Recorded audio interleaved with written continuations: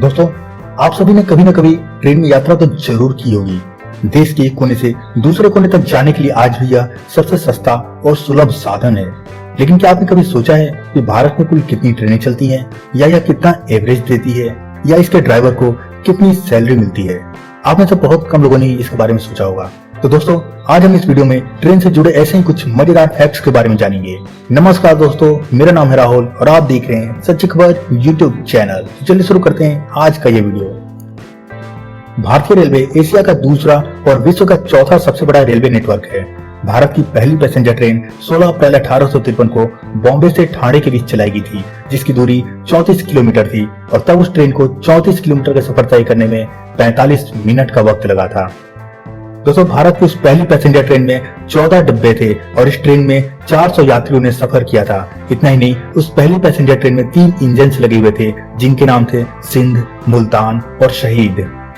भारतीय railway board को वर्ष 1905 में मार्च में स्थापित किया गया था और ठीक इसके 46 साल बाद वर्ष 1951 में भारतीय रेलवे का राष्ट्रीयकरण किया गया। भारतीय रेलवे में 15 लाख से भी ज्यादा कर्मचारी काम करते हैं और इस तरह भारतीय रेल भारत का पहला और दुनिया का 7वां सबसे बड़ा एम्प्लॉयर है। तो भारतीय रेलवे हर रोज करीब 14,300 यात्री ट्रेनों को चलाती है, जिनमें लगभग 2.5 करोड़ यात्री रोजाना ट्रेवल करते हैं, जबकि लगभग 7400 मालगाड़ी चलती है, जिससे पूरे देश में आवश्यक वस्तुओं की ढुलाई होती है। इसके अलावा भारत में करीब 7,000 से भी ज्यादा रेलवे स्टेशन हैं। दोस्तों, भारतीय रेलवे को जोन में विभाजित किया गया है और इन जोन को डिवीजन में विभाजित किया गया है। प्रत्येक जोन का एक डिविजनल मुख्यालय होता है और प्रत्येक डिवीजनों का नेतृत्व रीजनल रेलवे प्रबंधक यानी DRM करता है, जो जोन के महाप्रबंधक यानी GM को रिपोर्ट करता है। तो भारतीय रेलवे में कुल 17 जोन और 73 डिवीजन है। दोस्तों, आप जानकर हैरान हो जाएंगे कि भारतीय ट्रेन एक दिन में कुल जितनी दूरी तय करती है, वो दूरी धरती से चांद तक की दूरी से लगभग 8 गुना ज्यादा है। भारत का सबसे ऊंचा रेलवे स्टेशन दार्जिलिंग के हिमालय क्षेत्र का घूम रेलवे स्टेशन है। ये रेलवे स्टेशन समुद्र तल से 2258 मीटर यानी 7407 फीट ऊंचाई पर स्थित है। दोस्तों, आज कई सुविधाओं से लैस आधुनिक ट्रेन आ चुकी है, लेकिन पहले ट्रेन में बेसिक सुविधाएं जैसे कि टॉयलेट इत्यादि भी नहीं हुआ करते थे।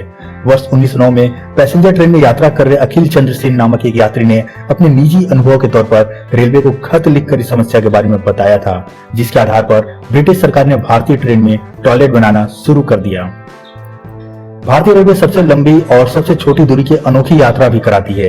डिब्रूगढ़ से कन्याकुमारी के बीच चलने वाली विवेक एक्सप्रेस कुल 4286 किलोमीटर की दूरी तय करती है, जबकि नागपुर से अजनी के बीच महज 3 किलोमीटर के लिए भी ट्रेन चलाई जाती है। त्रिवेंद्रम निजामुद्दीन राजधानी एक्सप्रेस वडोदरा से कोटा के बीच 528 किलोमीटर की दूरी महज 6.5 घंटे में बिना किसी स्टॉपेज के पूरा करती है। यह भारत की सबसे लंबी नॉन स्टॉप ट्रेन है। वहीं हावड़ा अमृतसर एक्सप्रेस सबसे ज्यादा 115 स्टेशनों पर रुकती है। दोस्तों, नई दिल्ली से लखनऊ जाने वाली तेजस एक्सप्रेस भारत की सबसे तेजी से चलने वाली ट्रेन है। इसकी अधिकतम स्पीड 200 किलोमीटर प्रति घंटा है। वहीं मेट्टापालायम से ऊटी जाने वाली नीलगिरी पैसेंजर ट्रेन 10 किलोमीटर की औसत गति के साथ देश की सबसे धीमी ट्रेन है। चेन्नई के नजदीक अराकोनम रेनीगुंटा सेक्शन पर वेंकट नरसिम्हा राजू वरीपेट्टा स्टेशन है, जिसका नाम सबसे लंबा है। वहीं उड़ीसा के झारसुगुड़ा के नजदीक स्टेशन ईब और गुजरात के आनंद के नजदीक ओड नाम का स्टेशन है, जिसे सबसे छोटे नाम वाले रेलवे स्टेशन का दर्जा प्राप्त है। दोस्तों, नवापुर रेलवे स्टेशन एक ऐसा रेलवे स्टेशन है जिसका एक हिस्सा महाराष्ट्र में है तो दूसरा हिस्सा गुजरात में है।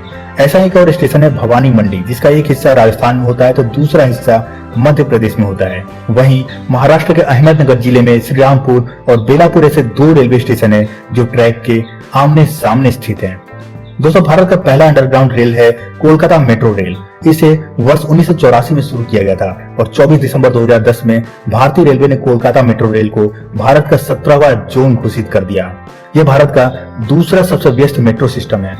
दोस्तों, जम्मू कश्मीर में स्थित पीर पंजाल रेलवे टनल, जिसे बनिहाल रेलवे टनल भी कहा जाता है, वो भारत का सबसे लंबा और एशिया का चौथा सबसे लंबा रेलवे टनल है। इस टनल की कुल लंबाई 11.21 किलोमीटर है और ट्रेनों को इस टनल को क्रॉस करने में औसतन 9 मिनट 30 सेकंड का समय लगता है। दोस्तों, पंबन ब्रिज, जिसे 24 फरवरी 1914 को शुरू किया गया था, ये भारत का पहला रेलवे ब्रिज और दूसरा सबसे लंबा सी ब्रिज है। इस ब्रिज को बनाने के लिए 3 साल का वक्त लगा था। वहीं भारत का सबसे लंबा रेल ब्रिज कोच्चि का वेम्बानाद रेल ब्रिज है, जिसकी लंबाई 4.62 किलोमीटर है। इसके अलावा दुनिया का सबसे ऊंचा रेल ब्रिज चिनाब ब्रिज है, जिसका निर्माण जम्मू और कश्मीर में चिनाब नदी पर हो रहा है। इसकी ऊंचाई 359 मीटर होगी और यह पेरिस के एफिल टावर से 35 मीटर ऊंचा होगा। दोस्तों, ये तो आप सभी को पता होगा कि भारतीय रेलवे के 3 गेजेज हैं, ब्रॉड गेज, मीटर गेज और नैरो गेज। लेकिन क्या आपको यह पता है कि भारत में सिर्फ एक ही ऐसा स्टेशन है जहां पर यह 3 गेज एक साथ मौजूद हैं? जी हाँ दोस्तों, और वो है सिलीगुड़ी, जो कि पश्चिम बंगाल का एक छोटा सा स्टेशन है। दार्जिलिंग जाने वाले यात्रियों को सिलीगुड़ी में ही उतरना पड़ता है और यहीं से वो बस या टॉय ट्रेन के जरिए दार्जिलिंग जा सकते हैं।